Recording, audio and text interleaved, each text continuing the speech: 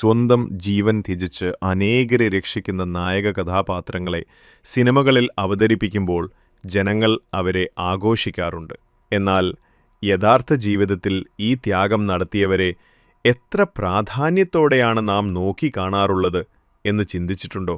ഇനി അങ്ങനെ ചിന്തിച്ചിട്ടില്ലെങ്കിൽ ഒരു സ്കൂൾ വിദ്യാർത്ഥിയായിരുന്ന കെൻഡ്രിക്ക് കാസ്റ്റിലോയുടെ ജീവിതമൊന്ന് പരിശോധിച്ചാൽ മാത്രം മതി.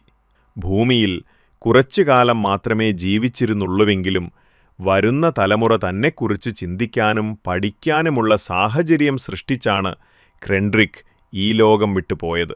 2019 മെയ് 7 ആ സംഭവം നടന്നത്. യുഎസിലെ കൊളറാഡോയിലെ ഒരു സ്കൂളിൽ 2 തോക്കുധാരികൾ പ്രവേശിച്ചത്. ഈ സമയം കാസ്റ്റിലോ തന്നോടൊപ്പമുള്ള വിദ്യാർത്ഥികളെ രക്ഷിക്കണമെന്ന ഉദ്ദേശത്തോടെ തോക്കുധാരികളിൽ ഒരാളെ തള്ളിമാറ്റിയപ്പോൾ വെടിയേറ്റ് മരിക്കുകയായിരുന്നു.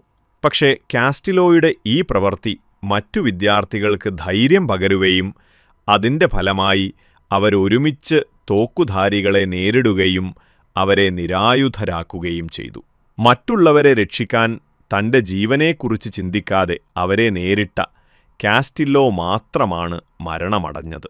കഴിഞ്ഞ മാസം കൊളറാഡോ സ്പ്രിങ്സിലെ സെയിന്റ് മാർക്ക് ഇടവകയിലെ വൈദികർ കെൻഡ്രിക്ക് കാസ്റ്റിലോയുടെ നാമകരണ നടപടികൾ ആരംഭിക്കുന്നതിനായി ഒരു നിവേദനം കൊളറാഡോ സ്പ്രിങ്സ് രൂപതയ്ക്ക് സമർപ്പിച്ചു. അതേക്കുറിച്ച് പഠിച്ചുകൊണ്ടിരിക്കുകയാണ് എന്നാണ് രൂപത ബിഷപ്പ് ജെയിംസ് കോൽക്ക പ്രതികരിച്ചത്.